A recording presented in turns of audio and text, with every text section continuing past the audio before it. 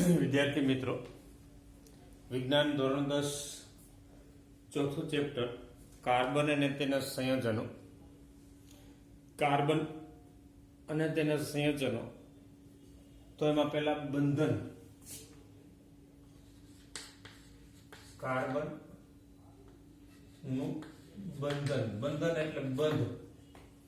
માં બે પ્રકારના આપણે બંધ આગળ જોયા હતા, આયોનિક અને સહસંયોજક બંધ. આયોનિક બંધ ઇલેક્ટ્રોન ની આપલે આપવું અથવા લેવું આપલે દ્વારા જે રચાતા હોય આયોનિક બંધ. સહસંયોજક બંધ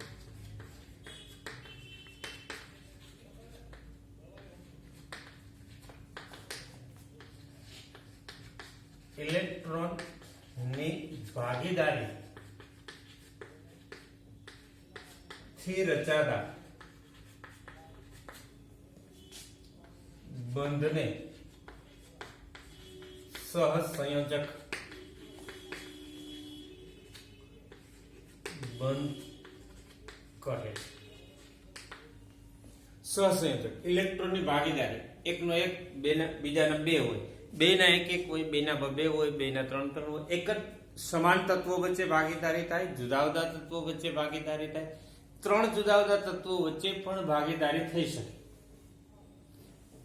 આ ઇલેક્ટ્રોનની ભાગીદારી. અને ઇલેક્ટ્રોનની ભાગીદારીથી અને બહારની કક્ષામાં અષ્ટક પૂર્ણ કરવા માટેનો પ્રયત્ન કરે.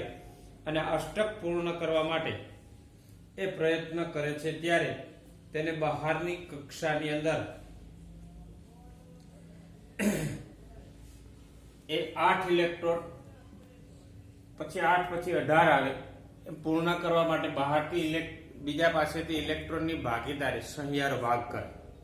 1, 2 કે 3, વધારે પડતું આપણે એટલું ત્યાં સુધી જોવાનું છે કે 1, 2 અથવા 3 ઇલેક્ટ્રોનની ભાગીદારી થઈ અને જે સંયોજન બને એને સહસંયોજક સંયોજન કહેવાય છે.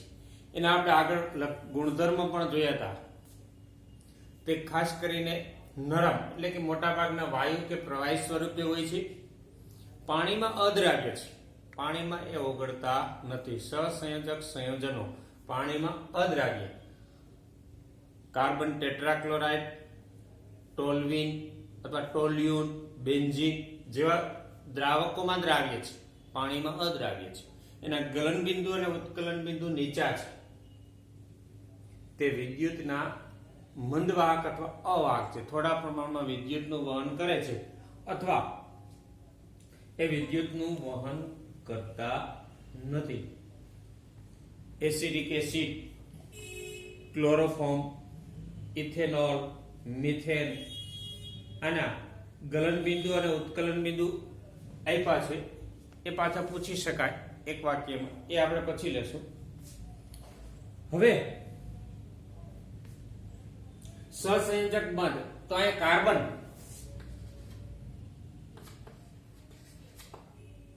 કાર્બન સી એનો પરમાણુ ક્રમાંક કેટલો છે? 6. તો ઇલેક્ટ્રોન રચના 2, 4 થઈ. બહારની કક્ષામાં કેટલા ઇલેક્ટ્રોન છે? 4 છે. અષ્ટક પૂર્ણ કરવા માટે કેટલા ઘટશે? 4 ઘટે.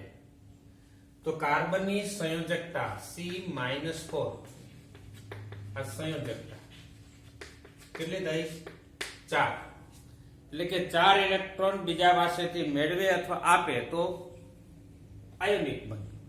જો 4 ઇલેક્ટ્રોન આ મેળવી શકે અને આપી શકે છે, મોટે ભાગે આપે છે, પેલા મેળવે છે એટલે ઋણભારી છે, બીજા પાસેથી લે. પણ બીજું સહસંયોજક, સહસંયોજકમાં એ બીજા 4 પરમાણુ સાથે અથવા અન્ય 4 કાર્બન પરમાણુ સાથે અથવા જુદા જુદા 4 પરમાણુ સાથે અથવા 2 પરમાણુ કે 1 પરમાણુ ઇલેક્ટ્રોનની ભાગીદારી કરે. 4 હોય તો 4 સાથે 1 ઇલેક્ટ્રોનની, 2 હોય તો 2 ઇલેક્ટ્રોનની, 1 હોય તો 2 સાથે 4 ઇલેક્ટ્રોનની, 3 હોય તો 3 ઇલેક્ટ્રોનની ભાગીદારી કરી શકે અને સહસંયોજક બંધ બને છે. આ ઇલેક્ટ્રોન ની ભાગીદારી કહેવાય. સામાન્ય રીતે 4 ઇલેક્ટ્રોન મેળવે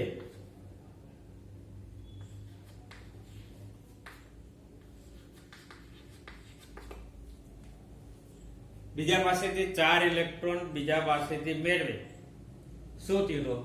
તો કે મેળવે એટલે એના ઉપર ઋણ થયું, તો ઋણાયન કહેવાય.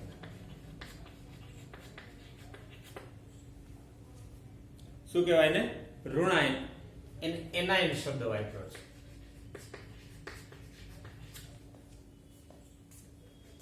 જો 4 ઇલેક્ટ્રોન ગુમાવે, મેળવે બદલે શું કરે? ગુમાવે એટલે બીજાને આપે છે. બીજાને આપે તો પોતા પાસે એની કરત બીજા પાસે છે એટલે ધનાયન કહેવાય. એને કેટાયન શબ્દ વાપર્યો.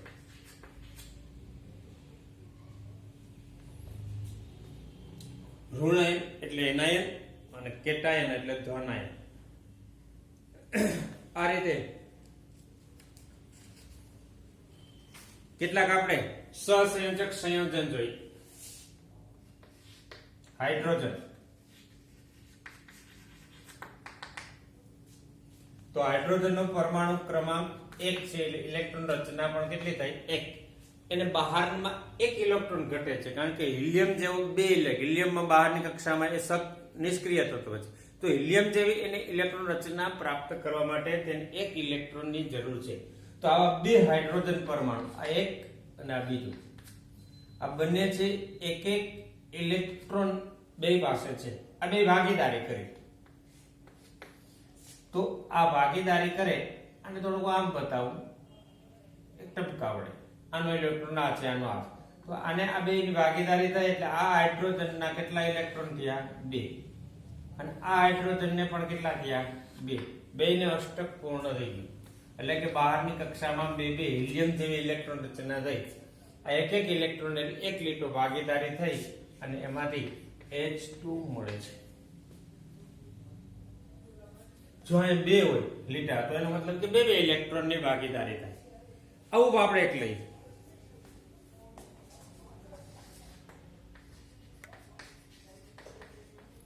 ઓક્સિજન. ઓક્સિજનમાં શું છે? તો કે ઓક્સિજન ની અંદર ઓક્સિજન એનો પરમાણુ ક્રમાંક કેટલો? 8. તો ઇલેક્ટ્રોન રચના થઈ 2 6. બહારની કક્ષામાં 6 કેટલા ઘટે? 2. અષ્ટક પૂર્ણ કરવા કેટલા ઇલેક્ટ્રોન ઘટે છે? 2 ઇલેક્ટ્રોન ઘટે. તો આવા 2 ઓક્સિજન પરમાણુ, આ એક ઓક્સિજનના કેટલા ઇલેક્ટ્રોન? 6. આ 2 4 અને આ 2 6. અહીં બીજો ઓક્સિજન પરમાણુ, એના 6.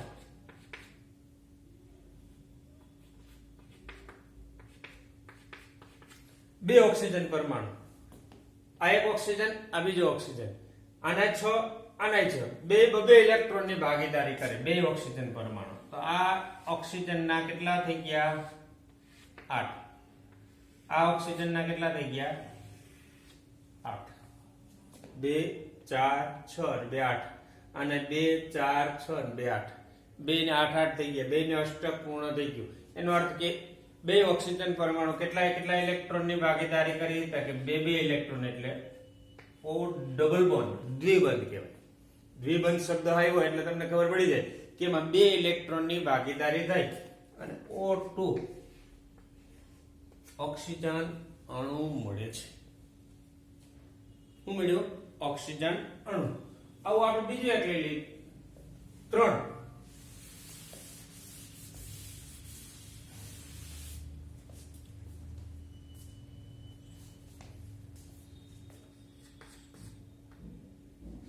નાઇટ્રોજન. N. એનો પરમાણુ ક્રમાંક કેટલો? 7. તો ઇલેક્ટ્રોન રચના કેટલી થઈ? 2 5. બહારની કક્ષામાં કેટલા? 5. કેટલા ઘટે? 3 ઇલેક્ટ્રોન ઘટે. તો બીજા પાસેથી 3 મેળવે. પણ આવા બે જ નાઇટ્રોજન પરમાણુ, આ એક નાઇટ્રોજન પરમાણુના 5 ઇલેક્ટ્રોન બહારની કક્ષા, આ બીજો નાઇટ્રોજન પરમાણુ એની બહારની કક્ષાના 5 ઇલેક્ટ્રોન. આ 2 નાઇટ્રોજન પરમાણુ છે. પરમાણુ ક્રમાંક 7, ઇલેક્ટ્રોન રચના 2 5 એટલે 5 છે એટલે અષ્ટક પૂર્ણ કરવા કેટલા ઘટે? 3 ઘટે એટલે એક નાઇટ્રોજનના 5. આ પહેલી કક્ષા પૂર્ણ ભરાયેલી. આ બીજી નાઇટ્રોજનના 5. 2 3 ઇલેક્ટ્રોનની ભાગીદારી કરી.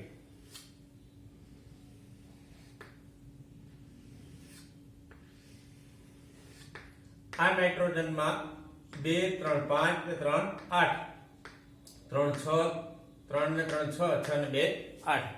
2 3 ઇલેક્ટ્રોનની ભાગીદારી કરી એટલે n 3 બંધ n.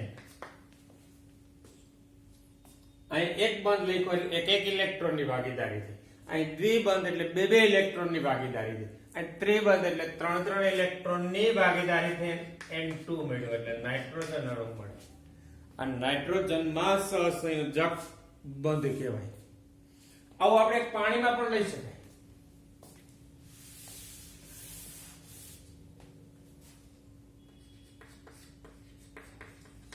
પાણીનું સૂત્ર H2O. એમાં શું બને તો કે ઓક્સિજન અને હાઇડ્રોજન 2 છે. હાઇડ્રોજનનો પરમાણુ ક્રમાંક 1, ઇલેક્ટ્રોન રચના 1. ઓક્સિજનનો પરમાણુ ક્રમાંક આપણે અહીં લીધો કેટલો? 8 અને ઇલેક્ટ્રોન રચના 2 6. બીજો હાઇડ્રોજન આનો 1, ઇલેક્ટ્રોન રચના 1. આને બહારની કક્ષામાં 6 એટલે 2 ઘટે અને આને બહારની કક્ષામાં 1 છે એટલે એને 2 કરવા છે કારણ કે હિલિયમ જેવી રચના કરે.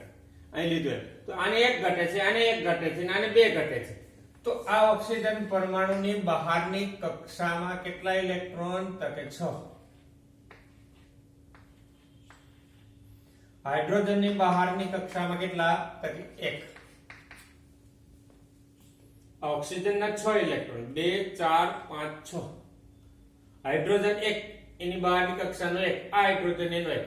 આ ઓક્સિજન 2 હાઇડ્રોજન સાથે એક ઇલેક્ટ્રોનની ભાગીદારી કરે અને આ હાઇડ્રોજન ઓક્સિજન સાથે એક ઇલેક્ટ્રોનની ભાગીદારી કરી. તો ઓક્સિજનના 8 થઈ ગયા, હાઇડ્રોજનના કેટલા થઈ ગયા? 2. આ રીતે હાઇડ્રોજન ઓક્સિજન હાઇડ્રોજન.